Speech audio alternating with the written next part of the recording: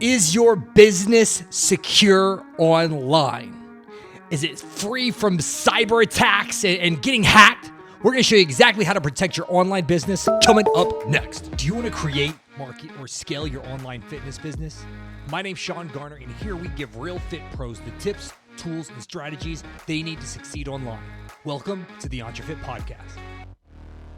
What is up, guys, and welcome to the EntreFit podcast. This is a topic where I didn't think a lot of people struggled with this, and I thought it was common sense and stuff that people knew, but unfortunately, I've seen this happen so many times to fitness professionals, colleagues, friends, and it seems like it's kind of been more frequent lately. So every time I share this with them, they go, "Oh my gosh, I had no idea," or "I didn't realize it was that big of an issue." So I wanted to share a few things with you guys that you need to do. Not just if you have an online business, but just to protect your identity and just prevent people from hacking your account and stealing your stuff. So think about this. When you have an online business or an online presence, that is your digital storefront. If you had a brick and mortar location, and maybe you do, you don't just walk off at night and leave the thing unlocked and don't have an alarm system and not have security cameras, right? You do everything you can. You lock it up, you turn your alarm on, make sure the system's armed and everything. You do stuff to protect it. But when it comes to the online stuff, it seems as if people are just so nonchalant with it. And so bad people are taking advantage of that. And they're manipulating people, they're scamming them so they can hack into their account, gain access to their information, and they'll either hold it hostage and then you'll pay them and you'll still never get your accounts and stuff back. Or like there's just jerks out there that will just screw up your accounts just to screw it up just because they can, and then they'll go on their merry way. So this is kind of what the shtick is, if you will, the thing that people are doing. What they'll do is most often they play on people's fear. And they get them panicking, so they make irrational decisions. Most often the time, it responds to something like this. This is actually a situation that just happened this weekend by a fitness professional. Thank goodness. As soon as they did it, they let me know, so we were able to come in and help them out. But this is typically what happens. You're going to get a direct message, an email, a phone call that says something like, if you don't respond within 48 hours, your account is going to be permanently closed forever and you'll never get access to it again. So as a online business owner, if somebody tells you that, like, you're going to freak out, like, "Oh my God, I'm going to lose all my social media following. I'm not going to have any more traffic on my website." You're going to start freaking out because you think you're going to lose everything. So you're going to do whatever the person tells you, especially if it kind of looks legit. And because they get you in that emotional state and they get you panicking, you make dumb decisions and you don't start actually just take a breath, step back, and actually read into this. And so this person from this last weekend, they freaked out, they clicked on some things, and guys, I don't want to fault this person because they've spent the past 2 years growing a sizable social media following and gained a lot of influence online. So they thought in their mind they were about to lose everything. Guys, they gave this person, in a matter of receiving the message, within 5 minutes, that person had access to their username, email, phone number, and password to their social media account. So you're listening to this now, kind of armchair quarterback, like, "Oh man, why would they do that? How could they fall into that?" Guys, it happens all the time to some really, really smart people. They just catch you off guard. They get you in this emotional state to where you end up making these poor decisions. So luckily, this FitPro, as soon as she did that, she reached out and she said, "Hey, I just got this. Have you ever seen this before?" Instantly, red flags. And here's some of the red flags that I saw. One, if any legitimate source, let's say Facebook, Instagram, Google support, sends you a message, it will not go to your spam folder. Think about that. They own the account. They own the platform. It's not going to go to a spam. They can control exactly where the message. So that's one red flag. If you're getting messages to your spam, guess what? They're going there for a reason. They are spam. It's from somebody that you don't know, or it's been flagged as spam before. So that's the first red flag that I saw. The next thing is whenever you click on the link to go to their quote unquote support to prove you haven't violated anything, it wasn't even on one of their servers. It was like help-online.account. had nothing to do with Facebook, Instagram, Google, any of that stuff. It was obviously a bogus account. So those are obviously a few red flags to see. So thankfully, what happened, as soon as they let me know what happened, we helped them log into their account.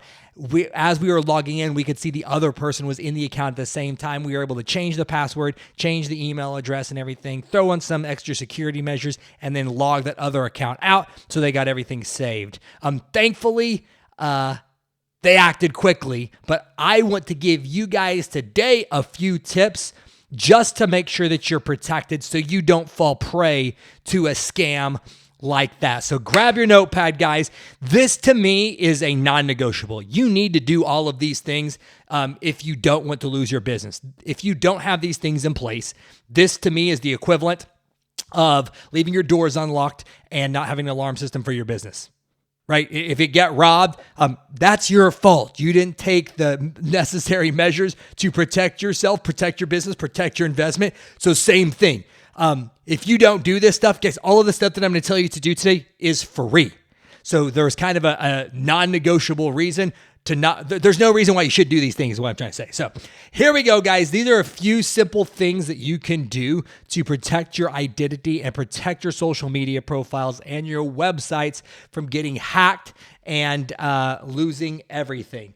So the very first thing, guys, is kind of the no-brainer, but don't even fall victim to this kind of stuff. Make sure that you don't click on any spam email links, respond to any spam DMs with links in them, click to any text links. Now they're starting to send stuff. You probably see this all the time, texting links to you, spam phone calls where they want you to press numbers and stuff, guys. Like, just start off by putting up a defense. Like, don't answer the calls. Don't respond to the text. If you can tell it's a spam text, immediately just even delete it. Don't open it, because just like with emails, they can tell if you've opened the text or not, and it's a legit number. They're just going to keep spamming you even more. When it comes to the direct messages and stuff, never click on any links. Just delete them, block it, add it to spam, add it to your spam folder on social medias, but do not click any links in anything. You will never get any type of legitimate support question asking you to click on something like that. And if so, look at the servers that it's coming from. And even with that, guys, people are super smart. They can mask servers, which what that means is it makes it look like it's coming from like support@facebook.com when it's really coming from some guy in a closet overseas. So think about that. And one is just always be on alert. If something feels suspicious, it probably is. If it, looks shady, it probably is shady. So don't even go down that road. The second thing, guys, is use a strong password. Change it often and make it different for each service. So this is what I mean. One is use a strong password. If your password is password 12345, you should end it right now. Just slap yourself and change your password. And then on top of that, you need to change it often. What I have found is most of the time people get a password and that's like their quote unquote password, and they just keep it. They don't ever change it or update it. So that means they're going to get slack on their security. And the thing that's even worse with that, the third thing is don't make it the same thing for everything. Do a little self-assessment right now. I feel pretty confident you probably use 1 to 2, maybe at most 3 passwords for everything. I'm talking social media accounts, bank information, any type of like server logins. All of your passwords for all of your accounts are probably you recycle the same 3 passwords. If not, hey, that's awesome. You're at least a little bit better than the majority of the people. But most people, guys, they're going to use 1 password for everything. Why that's so dangerous? Hackers know this, guys. So they know if they can get access to one of your accounts, most likely that password is going to work on anything else they want to get into. That's why these scams and stuff get so dangerous. Is it might seem like, oh, it's just innocent. They just needed my Facebook Messenger login, my Instagram login. No. They get your password. Now they have a pretty good idea what your passwords are for your bank and all kinds of other stuff that you've created online accounts for. So one thing that I use, guys, there's several different services that you can use for this. One that I really like is called 1Password. I do believe it is there's another one called LastPass. I've used that in the past. 1Password is an app that you can download, works on your computer. There's like Google Chrome plugins and stuff with it. And it makes it to where you make this really long, crazy secure password. And then that autofills passwords on everything else. There's an app on your phone, so it remembers it for all of your other apps and stuff as well. You can also do secure notes on there. So if you just have random information that you don't want anybody to see, you can use that, and you can secure that by using an app like 1Password. Check it out. 1Password, LastPass are the two that I've used before. I'm sure there's tons of them out there. Just make sure you do your research. You find out what's best for you and that it's a legitimate thing. But those are kind of cool too, especially if you have a team. You can have 1Password that you give to them, and you could create sub accounts. So you could create like a master password for them that only gives them access to your social media account. So if you have like a third party like agency or something helping to manage that stuff, or you can create one that just does your website stuff. It's pretty cool. So that way you have 1Password so you can see everything, and it helps you so you don't have to worry about remembering all these passwords. You can keep all your notes in there. And at the same time, you can easily share passwords with people that are working on your team without giving them your main password. So really cool, guys. Check out that stuff. The next thing is set up two-factor authentication. Guys, I am by no means an online cybersecurity network expert or anything. This is just basic common sense. So two-factor authentication just means another step of verifying your identity before you get to log in. So most people do have this enabled, I found recently, but what they do is they have it where it just texts them or it sends them an email. That's why these hackers, when they reach out, they ask for your phone number or your email at the same time. So even when the two-factor kicks on, they still have access to it. What I personally use and recommend, and there's several of them out there, this one is free though, is Google Authenticator. So Google Authenticator is a two-factor authentication app. So what it does is it is only used on your cell phone. So only you have access to this code. You have to have your face scan and password to access it, but you have these two-factor codes for all of these different services and online passwords that you use, and that code changes like every 30 seconds. So let's say you wanted to log into Instagram and you had the two-factor authentication app enabled. Well, what would happen is as soon as you logged into Instagram, you have 30 seconds now to go into that other app, copy the password, and paste it in before it refreshes. This makes it very, very difficult for people to hack your account because they can't do it unless they also have the password to your cell phone, the password to the Authenticator app, and actually are physically holding your cell phone. So that's a really great thing. I highly recommend it, and I use it for everything, for all online passwords, social media profiles, banking information. Guys, everything, you should have that two-factor authentication on. And also highly, highly, highly, highly recommend that it is done with a two-factor authentication app like Google Authenticator. Again, that's a free app. Just check it out in your app store. The next thing, guys, is check account roles and who has access. So you may have a team, maybe you're a solopreneur doing this by yourself, but maybe even have just some VAs working with you guys. Always check admin privileges for different services that you have. So like, have you created several admin or moderator accounts on social media profiles, on websites, on forum groups? Just always good practice just to go back in and check just to make sure people haven't somehow figured out how to upgrade their privileges so they're not accessing information they shouldn't. Because even though they may be good people or not doing anything malicious, they could get hacked by falling prey to one of these schemes, and then somebody else has your information, not through you, but through one of your team members. So always be cautious. Make sure you got best practices set up, and your team members that are working with you and with your accounts as well have this information set up for you too.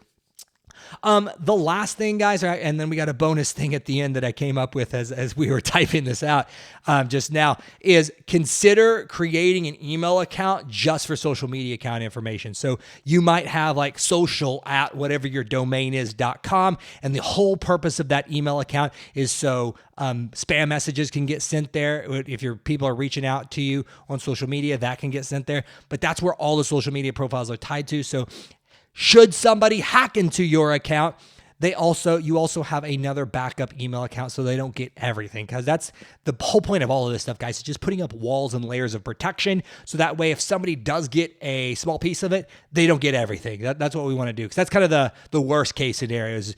It might seem innocent, like I said, where it's just an Instagram password, but they end up getting access to everything, even personal financial information. It can get really, really bad. So It's another best practice I recommend is having an email account set up just for social media profiles to connect to. So last thing, guys, is just another best practice is backup all of your data and everything that you do, especially your content. What a lot of these hackers will do is they will come in and they'll steal your account, they'll wipe it out, and then they will sell your account. You can actually find sketchy websites online where somebody will sell you. You probably even gotten spam messages about this service where somebody will sell you a social media account where it's like 50,000 follower fitness-based account. What they've done, they've hacked somebody's account just like this. They've wiped out all the images and then and deleted, like pretty much wiped the account out except for the follower account. And then they sell that to somebody else that wants to work in fitness. So that way it's fitness-based followers. They are real followers. They're not following you. They were following somebody else that they got their account hacked. So what I always recommend people do is say you've got the worst case scenario here. Just to protect yourself, back up all of your content, guys, on any type of like backup service. Download and save your website. You should have that auto done for you with whoever your web server is going through. Use something like Google Drive or Dropbox and back up all of your social media account. All your YouTube videos, guys, always back them up before you upload them. Social pictures, any of that stuff, guys, that could fall. Like imagine if you lost everything. You need to have a backup for those things. So the things that are important, guys, you should be backing that data up. Use something like Dropbox or Google Drive to use that. So, man, guys, I hope this video, this podcast episodes adds value to you guys. This is definitely going to be one you're going to want to share it with your FitPro friends so they do not fall victim to these schemes, guys. This is your online business. You must protect it so you can continue to change and serve lives. Can't do that if people are stealing your stuff. So, protect it, guys. Put these things into place so you can keep doing what you're doing, changing lives, guys. So thank you so much for checking out the EntreFit podcast, man. Wherever you guys are listening to us or watching this at, be sure to subscribe, like, and share this with your FitPro friends so we can change more lives. Love you guys. Have an awesome day, and we'll talk soon.